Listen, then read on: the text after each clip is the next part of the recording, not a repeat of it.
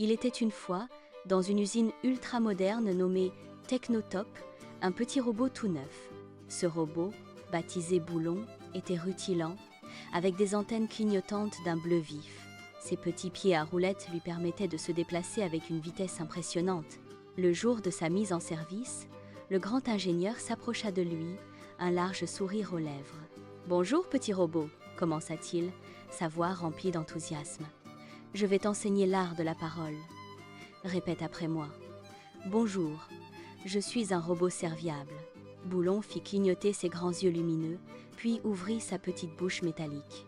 Un son inattendu et retentissant s'échappa de lui. Prout! Le grand ingénieur sursauta, visiblement surpris. « Oh là là !» s'exclama-t-il. « Il doit y avoir un petit bug dans son système. Essayons encore une fois. »« Répète après moi, j'aime les mathématiques », insista l'ingénieur, un peu perplexe. Boulon inclina sa tête de côté, produisant un bruit de rouage zi-yep-clac. Puis, il répondit avec la même conviction. « Prout !» L'ingénieur soupira, mais un léger sourire se dessinait sur son visage, malgré la situation.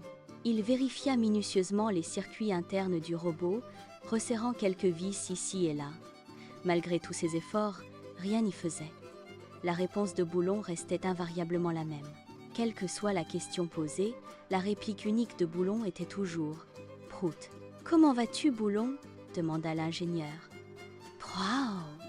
répondit le robot. « Quelle heure est-il en ce moment ?» interrogea-t-il. « Prout !» fut la réponse. « Veux-tu de l'huile pour tes engrenages ?» tenta-t-il. « Prout !» confirma Boulon. Comme Boulon ne pouvait décemment pas travailler à l'accueil de l'usine, son langage n'étant pas très poli, on décida de l'envoyer travailler au grand parc de la ville pour assister M. Pivoine, le jardinier. Au début de leur collaboration, M. Pivoine était visiblement inquiet et un peu méfiant. « Bonjour Boulon, peux-tu s'il te plaît m'apporter l'arrosoir ?» demanda M. Pivoine. Boulon fila à toute vitesse, ses roulettes tournant à plein régime sur les allées du parc. Il attrapa l'arrosoir avec ses pinces métalliques et revint, l'air fier, en disant « Prout !» M. Pivoine éclata de rire, un rire franc et joyeux. C'était le premier prou qui le faisait sourire. Un après-midi ensoleillé, une petite fille nommée Léa était assise sur un banc, pleurant à chaudes larmes. Son précieux ballon rouge s'était envolé et était resté coincé dans les branches d'un grand arbre. Boulon, remarquant sa détresse, s'approcha doucement d'elle, ses roulettes silencieuses. « Tu es qui, toi ?» renifla Léa, les yeux rougis par les pleurs, regardant le robot. « Prout !» répondit Boulon, sa voix métallique adoucie, comme pour la rassurer. Léa arrêta instantanément de pleurer.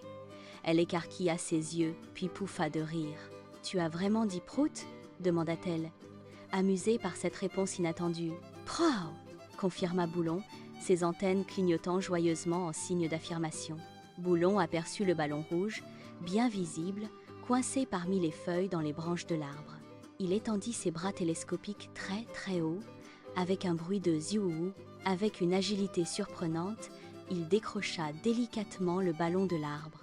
Il le tendit ensuite à Léa, qui le récupéra avec un grand sourire de soulagement. « Merci beaucoup, gentil robot !» s'exclama Léa, serrant son ballon. « Tu es mon héros. »« Prout !»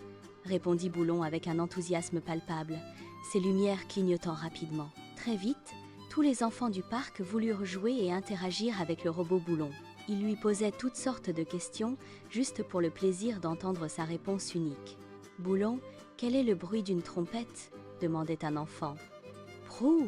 répondait-il. « Boulon, qu'est-ce qu'on mange ce soir ?» interrogeait un autre. « Prout !» était la réplique. Un jour, le maire de la ville en personne vint rendre visite à Boulon au parc. Il était à la recherche d'un nom original et mémorable pour la nouvelle fanfare municipale. « Boulon, as-tu une idée pour le nom de notre groupe musical ?» demanda le maire, très sérieusement. « Prout !» répondit Boulon, comme à son habitude, sans hésitation. Le maire réfléchit un instant. « La fanfare du Prout ?» répéta-t-il, un sourire naissant. « C'est très original !»